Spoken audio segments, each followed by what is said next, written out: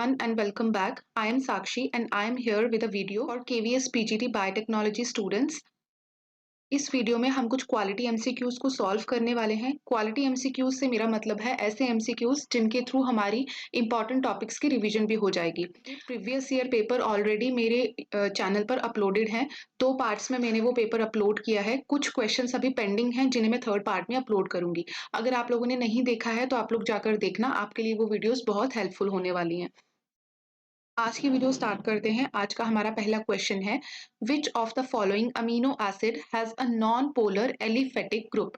इनमें से कौन सा अमीनो एसिड्स है जिसके पास में एक non polar aliphatic group present होता है? टायरोसिन, हिस्टिडीन, ग्लूटामेट या फिर ल्यूसीन। एलिफेटिक ग्रुप का यहाँ पर मतलब है कि कार्बन और हाइड्रोजन से बनी हुई चेन जो है किस अमीनो एसिड के साथ में प्रेजेंट होती है। तो अगर मैं इन सभी अमीनो एसिड्स के स्ट्रक्चर्स की बात करूं, तो ये चारों अमीनो एसिड्स के स्ट्रक्चर्स मैंने स्क्रीन पर ड्रॉ कर दिए हैं। मुझे लगता है कि ये बहुत ही इजी क्वेश्चन है और इसका आंसर आप लोग मुझे खुद बता सकते हो। आपको सिर्फ इतना बताना है कि एलिफेटिक ग्रुप कौन से अमीनो एसिड के पास में प्रेजेंट है। तो आप लोग मुझे कमेंट करके बताओ कि इसका क्या सही आंसर होगा। सेकेंड क्वेश्चन में पूछा है, an amino acid has 3 ionisable groups with pKa of 2.0, 10.5, 3.8. What is the pI of this amino acid? हमें एक अमीनो एसिड की pKa वैल्यूज यहाँ पर दी हुई हैं। हमारे पास क्या क्या वैल्यूज हैं? 2.0, 10.5, 3.8। और हमसे पूछा है कि आइसोइलेक्ट्रिक पॉइंट जो है इस अमीनो एसिड का क्या होगा। तो जब भी आपको आइसोइलेक्ट्रिक पॉइंट पूछा हो तो आप लोगों को क्या करना है, कोई भी 2 वैल्यूज ले लेनी है। या तो 2 वैल्यूज 7 से बड़ी होंगी या तो 2 वैल्यूज 7 से कम होंगी। आपको कोई भी 2 वैल्यूज लेनी है। यहाँ पर आप लोगों को दिख रहा है 2 वैल्यूज जो है वो 7 से कम है। आप लोग ले लो 2.0 और 3.8 को। इन दोनों का सम उन्हें डिवाइड करना है 2 से। तो यहाँ आपको मिल जाएगा 5.8 डिवाइडेड बाय 2। तो आपका आंसर आएगा 2 2 जा 4, 2 9 जा 18। तो 2.9 जो है वो आपका करेक्ट ऑप्शन है। आपके अमीनो एसिड का आइसोइलेक्ट्रिक पॉइंट होगा 2.9। तो इस तरह से आप लोग ये वाले क्वेश्चन सॉल्व कर सकते हो। विच of the following has a quaternary structure? आपसे पूछा है अल्फा काइमोट्रिप्सिन, हेमोग्लोबिन, इंसुलिन और मायोग्लोबिन में से किसका स्ट्रक्चर जो है क्वाटर्नरी स्ट्रक्चर होता है। तो अल्फा काइमोट्रिप्सिन का जो स्ट्रक्चर होता है वो होता है टर्शरी। इंसुलिन का स्ट्रक्चर भी होता है टर्शरी। मायोग्लोबिन का भी टर्शरी स्ट्रक्चर होता है। सिर्फ हेमोग्लोबिन है जिसका क्वाटर्नरी स्ट्रक्चर होता है, क्योंकि हेमोग्लोबिन में डिफरेंट सब यूनिट्स प्रेजेंट होते हैं। फिर आपसे पूछा है thermal denaturation of proteins involve. जब हम थर्मली किसी प्रोटीन को डीनेचर करते हैं, यानी कि हीट प्रोवाइड करते हैं प्रोटीन को डीनेचर करने के लिए, यानी कि उसे ब्रेक डाउन करने के लिए, तो उसमें क्या होता है? Conformational change in the protein, protein के अंदर कन्फर्मेशनल चेंजेस आते हैं। Random cleavage of peptide, peptide bonds का रैंडम क्लीवेज होता है। Covalent modification of certain amino acids, कुछ अमीनो एसिड्स का कोवलेंट मॉडिफिकेशन होता है। या फिर आइसोइलेक्ट्रिक पॉइंट जो है ऐसे प्रोटीन्स का इंक्रीज हो जाता है। तो आपका यहाँ पे करेक्ट ऑप्शन है डी ऑप्शन। जब हम थर्मली किसी प्रोटीन को डीनेचर करने की कोशिश करते हैं तो जो हाइड्रोजन बॉन्ड्स होते हैं उनका ब्रेकेज होता है, जिसकी वजह से जो प्रोटीन है उसका आइसोइलेक्ट्रिक पॉइंट इंक्रीज हो जाता है। Then N-terminal amino acids are determined by Singer's method using. Singer method में जो N-terminal amino acids होते हैं उनको पहचाना जाता है, उनको determine किया जाता है किससे? निनहाइड्रिन reagent से, फ्लोरो 2,3 डाइनाइट्रोबेंजीन या फिर डेंसाइल क्लोराइड रीजेंट से, हाइड्रोजीन से या फिर कॉन्सेंट्रेटेड नाइट्रिक एसिड का यूज करके। तो सिंगर्स मेथड में हम लोग यूज करते हैं सिंगर्स रीजेंट। आपसे उसी रीजेंट का नाम पूछा गया है। ये जो सिंगर रीजेंट है इसका यूज किया जाता है एन टर्मिनल अमीनो एसिड्स को डिटरमिन करने के लिए, और ये रीजेंट होता है फ्लोरो 2,3 डाइनाइट्रोबेंजीन, जिसे हम डेंसाइल फ्लोराइड भी बोलते हैं। तो सेकंड ऑप्शन जो है यहाँ पर बी ऑप्शन आपका करेक्ट ऑप्शन है। फिर बोला है deoxyribose in a nucleic acid is a. Deoxyribose जो कि न्यूक्लियोटाइड में प्रेजेंट होता है वो क्या होता है? तो न्यूक्लियोटाइड जो है वो किससे मिलकर बना हुआ है? एक बेस से, जो कि ए, टी, सी, जी में से कोई भी हो सकता है।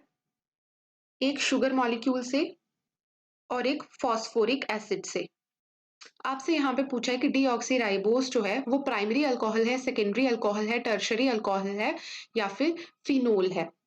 तो अगर मैं बात करूँ प्राइमरी अल्कोहल की, तो प्राइमरी अल्कोहल वो होती है जिसमें जिस कार्बन के साथ में OH ग्रुप अटैच होता है वो सिर्फ एक और कार्बन के साथ में अटैच हो। सेकेंडरी अल्कोहल वो होती है जिसमें जिस कार्बन के साथ में OH ग्रुप अटैच है वो दो कार्बन्स के साथ में अटैच हो। और टर्शरी अल्कोहल वो होती है जिसमें जिस कार्बन के साथ में OH ग्रुप प्रेजेंट है वो तीन कार्बन के साथ में अटैच हो। तो ये आ गई प्राइमरी अल्कोहल, ये सेकेंडरी और ये टर्शरी। तो अगर मैं डीऑक्सीराइबोस के स्ट्रक्चर की बात करूं तो ये कुछ ऐसी होती है। ये प्रेजेंट है हाइड्रोक्सिल ग्रुप। तो अगर मैं इस हाइड्रोक्सिल ग्रुप की बात करूं तो ये इस कार्बन के साथ में अटैच है और ये कार्बन फर्दर दो कार्बन मॉलिक्यूल्स के साथ में अटैच है। तो ये आपकी होगी secondary alcohol.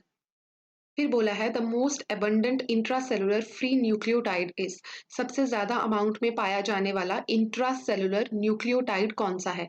ATP, FAD positive, NAD positive या फिर NADP पॉजिटिव। ये बहुत ही इजी क्वेश्चन है। यहाँ पे फर्स्ट ऑप्शन आपका करेक्ट है क्योंकि हमारी बॉडी में ATP जो है वो सबसे ज्यादा अमाउंट में प्रेजेंट होता है और ATP की फॉर्म में ही हमारी बॉडी में एनर्जी जो है वो जनरेट होती है। फिर बोला है human DNA contains 31% T, 5% of cytosine is modified to 5-methyl cytosine after replication। यहाँ पर एक ह्यूमन बीइंग की बात हो रही है जिसकी DNA में 31% थायमिन प्रेजेंट है। दूसरी चीज बोली है कि 5% साइटोसिन जो है उसे मॉडिफाई कर दिया गया है 5-मिथाइल साइटोसिन में रेप्लिकेशन के बाद। अब आपसे ये पूछा है what percent of human DNA इज 5-मिथाइल साइटोसिन। तो कितना परसेंट जो है ह्यूमन DNA का वो 5-मिथाइल साइटोसिन है। तो T यहाँ पर हमें कितना दिया गया है 31%। तो हमें पता है कि A और T का जो अमाउंट होता है वो इक्वल होता है। तो A प्लस T कितना हो जाएगा 31 प्लस 31 इक्वल टू 62%। दूसरी चीज हमें ये पता है कि A plus T plus C plus G सभी के सभी बेसिस का जो सम होता है वो होता है 100%। तो हम ये बोल सकते हैं 62% plus C plus G is equal to 100%। इस 62 को हम यहाँ ले जाएंगे तो C plus G is equal to 100 minus 62। तो C और G का कॉन्टेक्ट हमारे पास कितना आ गया 38%। हमसे पूछा है मिथाइल साइटोसिन के बारे में। अगर यहाँ से हम लोग अपना C कैलकुलेट करें तो C कितना आ जाएगा, C और G दोनों को मिलाकर 38% है। अगर हम सिर्फ C की बात करें तो C कितना हो जाएगा 38 डिवाइडेड बाई 2, C मिल जाएगा हमें 19%। तो क्वेश्चन में दिया गया है कि 5% ऑफ साइटोसिन इज मॉडिफाइड। तो हम इसका 5% निकाल लेंगे। 19 मल्टीप्लाई बाय 5/100, इसे अगर हम कैलकुलेट करेंगे तो ये आ जाएगा 0.95। तो हम कह सकते हैं कि 0.95% of cytosine is modified into five methyl cytosine. तो बी ऑप्शन आपका यहाँ पर करेक्ट है। आगे आपसे पूछा है P53 protein is associated with all of the following except. यहाँ पे आपको 4 ऑप्शंस दिए हैं, आपको बताना है इनमें से कौन सा फंक्शन P53 प्रोटीन का नहीं है। पहला है tumour suppression, transcription, programmed cell death या फिर पोस्ट ट्रांसक्रिप्शनल मॉडिफिकेशंस। तो ट्यूमर सप्रेशन में भी P53 का रोल मिलता है, ट्रांसक्रिप्शन में भी इसका रोल है, प्रोग्राम्ड सेल डेथ में भी इसका रोल है। P53 जो है ये जो डैमेज्ड सेल्स होते हैं उनको उनमें एपोप्टोसिस करवाता है। लेकिन पोस्ट ट्रांसक्रिप्शन मॉडिफिकेशन में हमें P53 का कोई रोल नहीं मिलता। तो डी ऑप्शन आपका करेक्ट है। फिर बोला है one difference between cancer cell and normal cell is. Cancer cell और नॉर्मल सेल के बीच का एक डिफरेंस इनमें से आपको बताना है। The cancer cell can not synthesise DNA। ये गलत ऑप्शन है, कैंसर सेल्स भी DNA सिंथेसाइज कर सकते हैं। The cell cycle of cancer cell is arrested at S phase. ऐसा नहीं होता, कैंसर सेल्स तो कंटिन्यूसली डिवाइड करते हैं तो उनमें अरेस्ट तो नहीं होता। Cancer cells continue to divide even when they are tightly packed. Cancer cells जो हैं वो टाइटली पैक्ड होने के बावजूद भी कंटिन्यूसली डिवाइड करते रहते हैं। कैंसर सेल्स के not function properly because they suffer from density dependent inhibition. तो ये भी नहीं होता, डेंसिटी उनकी कितनी भी हो वो डिवाइड तो करते ही रहते हैं। तो सी ऑप्शन आपका यहाँ पर करेक्ट है। तो एक नॉर्मल सेल और कैंसर सेल के बीच में यही डिफरेंस होता है कि जो नॉर्मल सेल्स होते हैं वो tightly packed, very tightly packed space में डिवाइड नहीं कर सकते, लेकिन कैंसर सेल्स जो है वो कंटिन्यूसली डिवाइड करते जाते हैं, इसीलिए वो मास ऑफ सेल्स जो है वो फॉर्म करते हैं। फिर पूछा है RFLP analysis is a technique that. RFLP का मतलब होता है restriction fragment length polymorphism, uses hybridization to detect specific DNA restriction fragments in genomic DNA, यानी कि genomic DNA के अंदर restriction digestion से जो हमें restriction fragments मिली हैं उन्हें डिटेक्ट करने के लिए using hybridization technique is used to determine whether gene is transcribed in specific cell, किसी specific cell में जीन का ट्रांसक्रिप्शन हुआ है या नहीं ये आइडेंटिफाई करने के लिए। Measures the transfer frequency of genes during conjugation, conjugation के दौरान जो जीन्स है उनकी ट्रांसफर रेट क्या है ये डिटरमिन करता है। Is use to detect genetic variation at the protein level, protein level पर जेनेटिक वेरिएशंस को डिटेक्ट करने के लिए। तो हमारा करेक्ट ऑप्शन है ए ऑप्शन। तो नाम से ही पता चल रहा है रिस्ट्रिक्शन फ्रैगमेंट लेंथ पॉलीमॉर्फिज्म, इसमें हाइब्रिडाइजेशन टेक्निक को यूज किया जाता है रिस्ट्रिक्शन फ्रैगमेंट्स, यानी कि डाइजेशन के बाद जो हमें रिस्ट्रिक्शन फ्रैगमेंट्स मिली हैं उन्हें आइडेंटिफाई करने के लिए, उन्हें डिटेक्ट करने के लिए। Restriction endonuclease from two different organisms that recognize the same DNA sequence for cleavage are called। तो रिस्ट्रिक्शन एंडोन्यूक्लियसेस ऐसे इंजाइम्स होते हैं जिन्हें यूज किया जाता है किसी डीएनए फ्रैगमेंट्स को बीच में से क्लीव करने के लिए।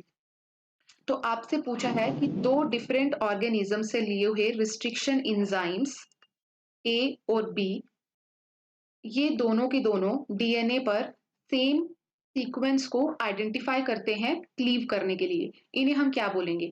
आइसोशिजियोमर्स, नियोशिजियोमर्स, पैलिंड्रोम्स या फिर कॉनकैटामर्स। अगर मैं बात करूं कॉनकैटामर्स की, कॉनकैटामर्स जो है ये ऐसे डीएनए मॉलिक्यूल्स होते हैं जिनमें सेम सीक्वेंस जो है वो रिपीट होता है, जैसे AGTCCC AGTCCC, इस तरीके से ये सीक्वेंस जो है वो रिपीट होता जाएगा। तो ऐसे सीक्वेंसेस को हम कहते हैं कॉनकैटामर्स। अगर मैं बात करूं पैलिंड्रोम्स की, तो ये ऐसे सीक्वेंस होते हैं जिनमें जो कॉम्प्लीमेंट्री स्टैंड होगा वो टेम्पलेट स्टैंड के ऑपोजिट सीक्वेंस को कैरी करेगा। जैसे अगर यहाँ पर सीक्वेंस है GGACC, तो यहाँ पर सीक्वेंस होगा CCAGG। इसे अगर हम यहाँ से पढ़ें, इसे हम यहाँ से पढ़ें और इसे हम यहाँ से पढ़ें तो ये सेम होगा, तो इन्हें हम कहते हैं पैलिंड्रोम्स। नियोशिजियोमर्स जो है ये ऐसे रिस्ट्रिक्शन एंजाइम्स होते हैं जो सेम सीक्वेंस को आइडेंटिफाई करते हैं, लेकिन इनकी जो क्लीवेज साइट होती है वो डिफरेंट होती है। मान लेते हैं कि ए ने और बी ने, दोनों ने सेम सीक्वेंस को आइडेंटिफाई किया और ये सीक्वेंस है CCTGA CCTGA। तो दोनों ही इंजाइम्स ने सेम सीक्वेंस को आइडेंटिफाई किया, लेकिन जो ए है उसकी क्लीवेज साइट ये रहेगी और दूसरे की क्लीवेज साइट ये रहेगी। तो इस तरह के रिस्ट्रिक्शन एंजाइम्स को हम कहते हैं नियोशिजियोमर्स। आइसोशिजियोमर्स आपका करेक्ट ऑप्शन है। ये ऐसे रिस्ट्रिक्शन एंजाइम्स होते हैं जो सेम सीक्वेंस को आइडेंटिफाई करते हैं। मान लेते हैं ए ने और बी ने दोनों को सेम सीक्वेंस को आइडेंटिफाई किया और इनका क्लीवेज साइट भी सेम है, दोनों एक ही साइट पर क्लीव करेंगे, जहां पर ए क्लीव करेगा बी भी वहीं क्लीव करेगा। नेक्स्ट क्वेश्चन में बोला है मैच द फॉलोइंग, आपको ऑप्शंस दिए हैं, आपको आपस में मैच करने हैं। Insect resistant cotton, golden rice, Flavr Savr tomato, herbicide tolerant soybean. और दूसरी तरफ BT cotton, Roundup, 2,4-D, carotenoids, ferritin, ACC, deaminase. तो सबसे पहले यहाँ पर जो इजीएस्ट ऑप्शन है वो है insect resistant cotton. BT cotton हम लोग काफी पहले से ही पढ़ते आ रहे हैं, तो ए जो है वो फर्स्ट के साथ में मैच होगा, तो ए यहाँ पर आ जाएगा। तो अगर हम ऑप्शन एलिमिनेट करें तो बी और सी हमारे करेक्ट ऑप्शन हो सकते हैं, ए और डी को हम एलिमिनेट कर देंगे। फिर बात आती है गोल्डन राइस की। गोल्डन राइस की अगर मैं बात करूं तो गोल्डन राइस जो है वो फोर्थ ऑप्शन के साथ जाएगा, बी यहाँ आ जाएगा। गोल्डन राइस में कैरोटिनॉइड्स जो हैं वो सिंथेसाइज होते हैं। नॉर्मली राइस में कैरोटिनॉइड सिंथेसाइज नहीं होते, लेकिन गोल्डन राइस में जेनेटिक मॉडिफिकेशन से कुछ जीन्स जो हैं वो डाले जाते हैं जो कैरोटिनॉइड्स की सिंथेसिस के लिए रिस्पॉन्सिबल होते हैं। गोल्डन राइस को विटामिन ए की डेफिशिएंसी को कम करने के लिए जो है यूज किया जाता है। फिर है फ्लावर सावर टोमेटो। तो ये जाएगा सिक्स्थ ऑप्शन के साथ में ACC डीएमिनेज। और अगर मैं बात करूं हर्बिसाइड टॉलरेंट सोयाबीन की, तो ये जाएगा थर्ड ऑप्शन के साथ यानी कि 24D। तो आपका करेक्ट ऑप्शन होगा सेकंड ऑप्शन। फिर आपसे पूछा है antigen binding site of an immunoglobulin are located in. यहाँ पर एंटीबॉडीज की बात हो रही है। आपसे पूछा है कि एंटीबॉडी के ऊपर एंटीजन बाइंडिंग साइट जो है वो कौन सी होती है। तो अगर हम एंटीबॉडी के स्ट्रक्चर की बात करें या फिर मैं कहूँ इम्यूनोग्लोबुलिन के स्ट्रक्चर की अगर हम बात करें, तो इम्यूनोग्लोबुलिन का स्ट्रक्चर कुछ ऐसा होता है। हमारे पास दो लाइट चेन और दो हैवी चेन प्रेजेंट होती हैं। ये जो दो आप देख रहे हो ये लाइट चेन्स हैं, और ये जो दो प्रेजेंट है अंदर वाली साइड ये दोनों हैवी चेन्स हैं। ये जो रीजन है इसे हम कहते हैं FAB, और इस रीजन को हम कहते हैं FC। FC मतलब F कांस्टेंट बॉडी बाइंडिंग, और एंटीजन जो है उसकी बाइंडिंग होती है यहाँ पर। तो आपके ऑप्शन है लाइट चेन ओनली, यानी कि यहाँ लाइट चेन के रीजन पर बाइंडिंग होती है, तो ये गलत ऑप्शन है। हैवी चेन ओनली यानी कि सिर्फ इस रीजन में बाइंडिंग होती है, ये भी गलत है। FC region of the antibody यानी कि यहाँ पर बाइंडिंग होती है, ये भी गलत ऑप्शन है। FAB region of the antibody यानी कि इस रीजन में बाइंडिंग होती है, तो D ऑप्शन आपका करेक्ट ऑप्शन है। यहाँ पर आपको मैं एक एडिशनल इंफॉर्मेशन बताती हूँ। पपाया से एक इंजाइम डिराइव किया जाता है जिसका नाम है पेपेन इंजाइम। पेपेन इंजाइम जो है ये क्या करता है, ये इस एंटीबॉडी को हिंज रीजन से तोड़ देता है। हिंज रीजन होता है ये रीजन जहां पर FAB और FC रीजन जो है एक दूसरे से जुड़ते हैं, इसे हम कहते हैं हिंज रीजन। तो पेपेन जो है वो इस एंटीबॉडी को हिंज रीजन से तोड़ने का काम करता है और दो फ्रैगमेंट्स हमें प्रोवाइड कर देता है। फिर पूछा है which of the following is not a difference between genomic library and cDNA library. इनमें से कौन सा ऑप्शन cDNA लाइब्रेरी और जीनोमिक लाइब्रेरी के बीच के डिफरेंस को नहीं बताता। प्रेजेंस और absence of introns in cloned genes, ये आपका करेक्ट ऑप्शन है। प्रेजेंस और absence of promoters in cloned genes, ये भी करेक्ट है। प्रेजेंस और absence of a prokaryotic origin of replication on the vector, ये इनकरेक्ट है, और यही आपका करेक्ट ऑप्शन होगा क्योंकि इनकरेक्ट ही आपसे पूछा है। प्रेजेंस और absence of DNA from intergenic regions, ये भी करेक्ट स्टेटमेंट है। फिर पूछा है what is the order of following steps in western blotting. आपको 4 स्टेप्स दिए हैं, आपको इन्हें ऑर्डर में लगाना है according to western blotting technique. तो वेस्टर्न ब्लॉटिंग जो है ये प्रोटीन्स की सेपरेशन और आइडेंटिफिकेशन के लिए यूज किया जाता है। तो सबसे पहले क्या किया जाता है, सबसे पहले प्रोटीन डीनेचरेशन की जाती है, तो ये फर्स्ट स्टेप हो गया। उसके बाद प्रोटीन को ट्रांसफर किया जाता है मेम्ब्रेन पर, तो ये आ गया आपका सेकेंड। उसके बाद प्राइमरी एंटीबॉडी को स्टैक किया जाता है, ये आ गया थर्ड ऑप्शन। और फिर हाइड्रोजन पेरोक्साइड रिडक्शन आ सकता है, तो आपका करेक्ट ऑप्शन होगा D option, that is 1, 4, 3 and 2।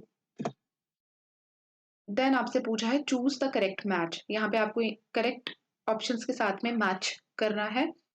IgA, IgE, IgG and IgM, आपको 4 एंटीबॉडीज दी हैं और इनकी कुछ प्रॉपर्टीज दी हैं जिनके साथ में आपको इन्हें मैच करना है।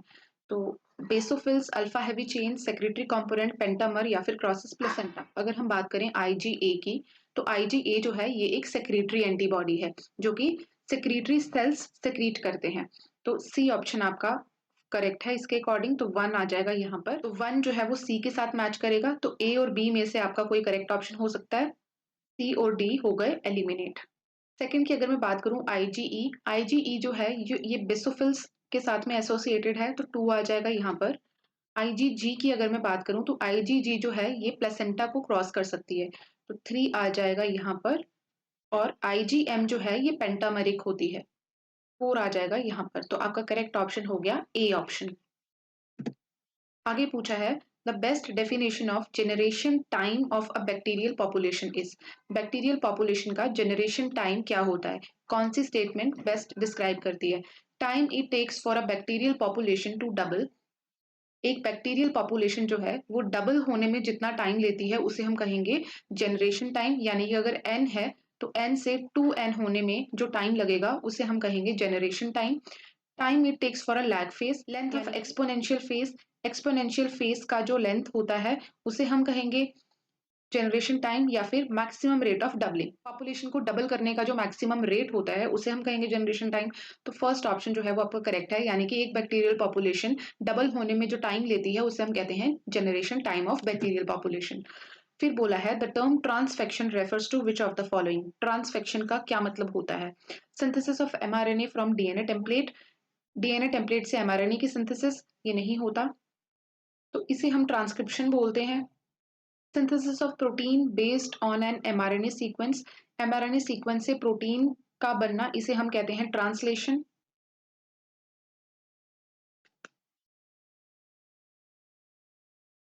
तो ये भी आपका करेक्ट ऑप्शन, ये भी आपका इनकरेक्ट ऑप्शन हो गया। Introduction of foreign DNA into a cell. किसी सेल में फॉरेन डीएनए को इंट्रोड्यूस करना। The process by which a normal cell becomes malignant. वो प्रोसेस जिससे एक जो नॉर्मल सेल है वो मैलिग्नेंट हो जाता है। तो इसे या तो हम मैलिग्नेंसी कहेंगे या तो हम कह सकते हैं कि म्यूटेशन की वजह से ये होगा। तो सी आपका करेक्ट ऑप्शन है। वो प्रोसेस जिससे हम किसी फॉरेन डीएनए को, यानी कि ऐसा डीएनए जो इस सेल को बिलोंग नहीं करता, उसे इसके अंदर इंट्रोड्यूस करते हैं, उसे हम कहेंगे ट्रांसफेक्शन। आगे पूछा है Agrobacterium tumefaciens is an effective vector for use with. Agrobacterium tumefaciens जो है इसे हम किसके साथ में यूज कर सकते हैं? तो एग्रोबैक्टीरियम ट्यूमिफेसेंस जो है इसे हम यूज करते हैं डाइकॉट्स के साथ में। आपके ऑप्शंस हैं कॉर्न, राइस, व्हीट और सोयाबीन। कॉर्न, राइस और व्हीट ये तीनों की तीनों क्या है? मोनोकॉट्स हैं। सोयाबीन जो है ये डाइकॉट है और यही आपका करेक्ट ऑप्शन है। तो आज के लिए इतना ही। आई होप आप लोगों को ये सेशन अच्छा लगा होगा। केवीएस पीजीटी बायोटेक्नोलॉजी का जैसे मैं आप लोगों को पहले भी बता चुकी हूँ कि आधा प्रीवियस ईयर क्वेश्चन में ऑलरेडी 2 पार्ट्स में डिस्कस कर चुकी हूँ। जो थर्ड पार्ट है वो मैं कल अपलोड करने वाली हूँ। अगर आपने पहले 2 पार्ट्स नहीं देखे हैं तो आप लोग वो जाकर देख लेना। वीडियो कैसा लगा मुझे कमेंट सेक्शन में बताना। आपकी क्वेरीज आप लोग मुझे कमेंट सेक्शन में पूछ सकते हो। वीडियो को लाइक करना, ज़्यादा से ज़्यादा शेयर करना अपने फ्रेंड्स के साथ में, और चैनल को सब्सक्राइब करना ताकि कोई भी रिसेंट वीडियो जो भी अपलोड होगी वो आप तक पहुंच जाए। So all the best for your preparation and thank you for watching.